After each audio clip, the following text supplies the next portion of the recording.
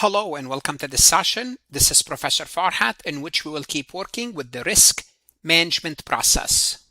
We already looked at 3 steps. We looked at the identify step where we surface the risk, identify the risk, techniques on how to do that. Step 2 is we assess the risk, and we looked at the likelihood times the impact, and we explained how we compute that. Then we prioritize the risk through risk ranking, and that's basically done. In this session, we'll focus on 2 other steps. Respond, this is where we'll choose the strategy on how to respond to the risk that we prioritize. Then, as always, we need to monitor any process. Then we have the monitoring step as an ongoing overview.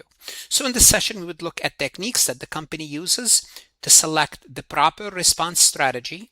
We'll do cost-benefit analysis of a control.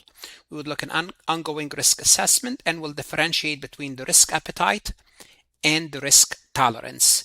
Let's go ahead and get started.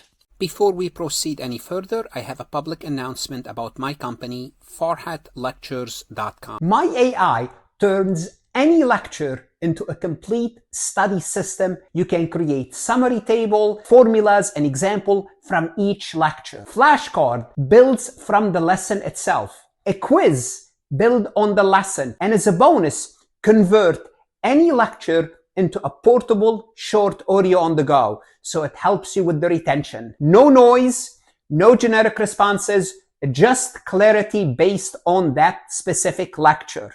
Don't just watch.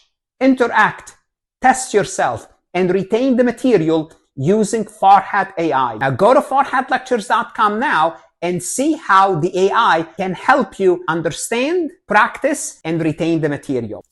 First is the response strategies. I am going to First thing we would look at is the response strategies, and we are going to have 5 response strategies. We will define each one and give you an example to show you how it works in the real world. The first thing you do is when you are facing a risk, one of the things you can do is, one strategy is avoid the risk. What does that mean? It means eliminate the activity that create the risk. Just altogether, I don't want to face that risk. Exit or decline any activity where the expected loss cannot be justified. So the risk disappear because the organization stopped doing the thing that create the risk in the first place. What could be an example? I will be working with generic energy partners. For example, they declined to drill in politically unstable region, and this way they have no exposure to that risk. With no project, the exposure disappears. So what did they do? They avoided that risk altogether. You avoid. You just don't want to, you don't want to deal with it. Period. Now, when you avoid that risk, also you're avoiding maybe opportunities. But this is how you want to treat this risk. It's too much for you to do anything about. The second option, when you are facing a risk, is to reduce or mitigate that risk. What does that mean? It means you will try to lower the likelihood or the impact of this risk event. Remember, we talked about the probability and the impact. The probability is the percentage of that happening. The impact is the dollar amount. So you would implement controls, training, or safeguards that make the risk event less likely or its consequences less severe. Also, this is called mitigation. Well, if we go back to generic energy partners, they install automated shutoff valves and train crews to reduce the chance and severity of a spill. So if the risk is a spill, we're not going to avoid drilling. We are going to drill, but we're going to have automated shutoff valves and train the crews on how to do things. That's all what we can do. We're going to accept it and try to mitigate. Option 3 is to share or transfer the risk. Shift some or all the financial consequences to another party. And as soon as you hear share or transfer, basically think about insurance. Shift the financial burden to a third party through insurance and the indemnification clauses or outsourcing.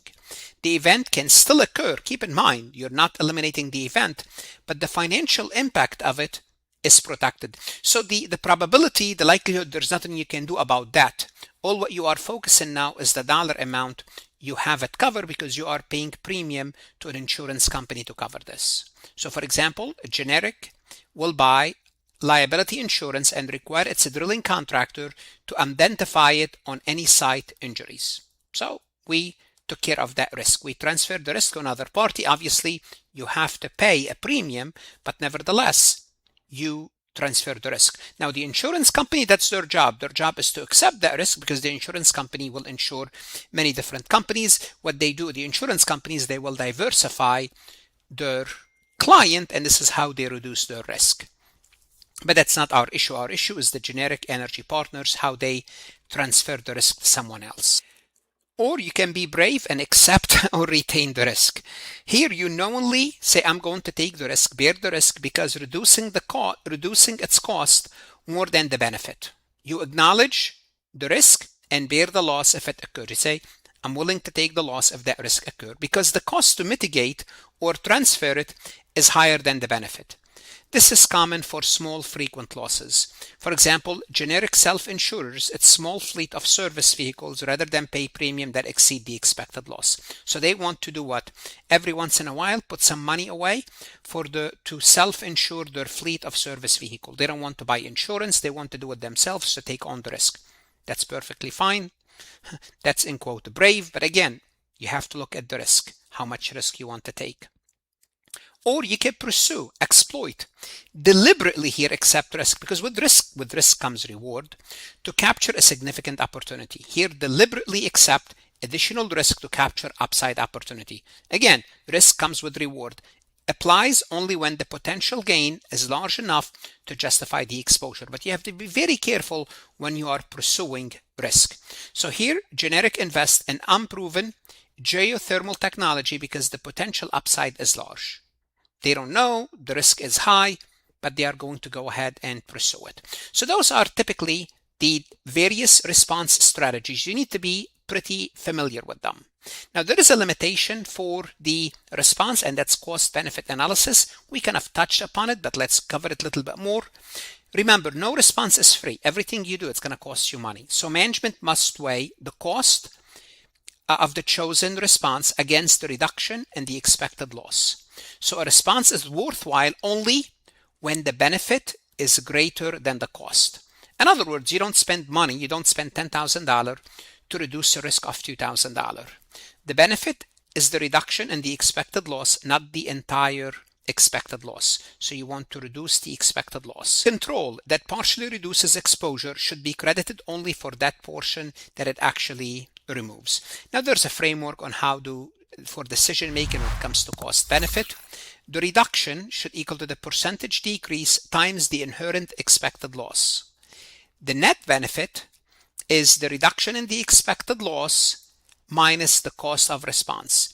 In step 3, you would adopt only if the net benefit is greater than 0. Now let's look at numbers to see how this all fits together.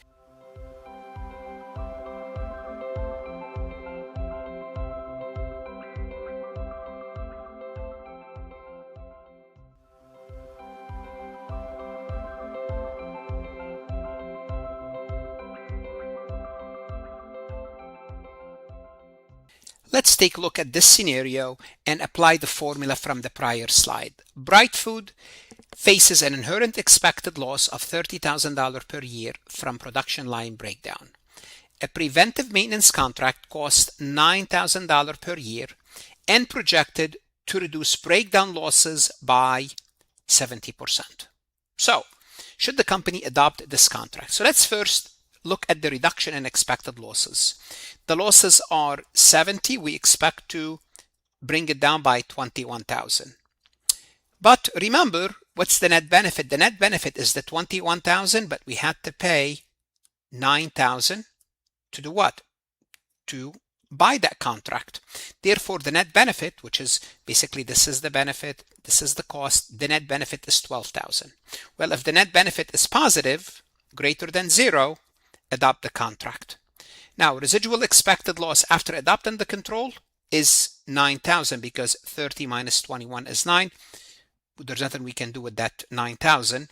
But some candidate, they mistakenly compare the 9,000 to the full inherent expected loss rather than the reduction. So be careful. Always compare the cost of the response to the reduction in the expected loss, the net reduction. not the full expected loss or the residual expected loss, because the residual, that's it. There's nothing you can do about that. Now let's move on from the respond to the monitor. This is step 5. This is the ongoing review. In any process, you want to have an ongoing review. It's like a continuous loop. At the end, you will go back to the beginning and review, learn from what happened.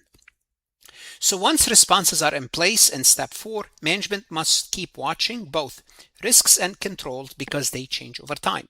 New risks might emerge from the changes in business environment, technology, regulation, and personnel, because the environment is organic. You have new competitors, new technology, customers, new product, new processes. So you have to always look at the new system. Controls that were effective last year may become obsolete or be circumvented now. That's why you want to monitor. Monitoring ensures the risk profile remained aligned with the organization, current appetite, and objective. We're going to see what risk appetite is. But those are the 5 activities on monitoring. First is you would review, are existing responses working as intended? So just look at what you have right now. Is it working now? Because we saw the whole process. 2, scan for new risk emerging. Did anything changes in our environment, competitors, technology, process, and as a result, they created a new risk? Refresh. Are assessments still accurate? And usually after you scan, if you find a new risk, remember, we have a new risk, then the next thing we do is we assess that risk. Then report. Are results communicated to management and the board to be dealt with? Then we adjust. Are controls updated to reflect new conditions? What do we need to do? Do we need to update our controls? Then we will go ahead and do so. Now let's take a look at this scenario to kind of walk you through the process. Bright Food rolls out new endpoint security control after a phishing accident. So basically a cybersecurity accident. Monitoring does not stop at deployment. The initial deployment, it takes 1 to 2 months. Endpoint control installed, baseline metrics established, and initial effectiveness is measured. Then ongoing testing. What we do from month 4 to month 6, security team continue to test defenses, threat intelligence feeds monitored, and first penetration test conducted. That's part of testing the system. Then threat landscape shift. Attacker develop new phishing techniques because cybersecurity is constantly being developed. Existing controls flag only 60% of attempt, which is below the 85% target. Now we need to reassess. We need to update the control. Security team update email filtering rules and retrain staff not to open phishing emails. Effectiveness return above the threshold, which is 85%. And this is basically part of you implement something, you put it to work, then you go back and review everything. 2 more terms we need to be familiar with as part of risk management is risk appetite and risk tolerance. These are 2 terms that are frequently confused on the exam. So let's learn the distinction between them. What is my risk appetite? Well, it's the broad overall level of risk an organization is willing to accept in pursuit of its strategic objective.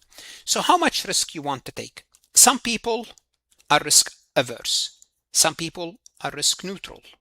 Some people are risk seekers. What is your appetite? Different companies or different individuals will have different appetite for risk. Then strategic attitude. Set a high level by the board or senior leadership. What type of risk appetite do we have? Are we risk seekers, risk averse, or risk neutral? Then we have to determine what is our measurement, qualitatively and in general terms. You are comfortable accepting a relatively high level of risk, and that should flow down throughout the organization. For example, Greenfield Capital Advisors, a young growth-oriented firm, state that it's willing to accept relatively high risk across its investment portfolio. So that's the risk appetite, the risk seekers. That's perfectly fine. Risk tolerance, on the other hand, what's my tolerance, is the specific measurable variation from an objective that the organization will accept before taking corrective action. Once we face that risk, how much can we tolerate and stay in the game without changing our objective? So this deals with operational limit. It's a granular, numeric, and tied to a particular matrix or objective. Again, it's quantitative. We measure it quantitatively and specific. Numeric threshold or percentage limit. Once we lose like 10 to 15% of our portfolio, we change, or something like that. If we go back to Greenfield, sets a rule that no single client may exceed 4% of their total asset under management, and that quarterly portfolio drawdowns may not exceed 6%. So those are specific risk tolerance. They don't want one client to represent more than 4% of their assets, because they don't want one client to have a large share of the entire portfolio, because if they leave, they will mess up the portfolio, they will mess up the weight of the portfolio, the risk tolerance, so on and so forth. So this is basically risk tolerance. Let's take a look at this multiple choice question from farhatlectures.com. A company purchases insurance to protect against losses from a factory fire. Which risk response is being used? As I told you in the lecture, as soon as you hear insurance, you're buying insurance. Insurance is a form of risk management, and specifically, you are transferring the risk. It's not risk avoidance. Risk avoidance when you avoid that risk altogether. This is not what we are doing here. We want to keep the factory, but we want to protect the factory from a fire. Therefore, we're not doing risk avoidance. That's out. Risk exploitation is when you exploit risk to pursue an opportunity. This is not what we are doing. Risk identification, this is the first step in the management of risk, in the process of risk management. That's not the case. When we buy insurance, 99.99% of the time, the purpose is risk transfer. You're transferring the loss to someone else. Obviously, you have to pay a premium, but you would still think paying for that, the cost-benefit analysis is worth it. And this is why you are buying insurance, to protect the factory. What should you do now? Whether you are a CMA exam candidate, CPA, accounting, finance student, go to Farhat Lectures, look at additional resources, multiple choice, simulation, cases, exercises, true, false, AI, for example. It will allow you to explain the topic, explain correct and incorrect answer, create a new similar MCQ to what you are working with. The best investment you can make is invest in yourself, and God bless.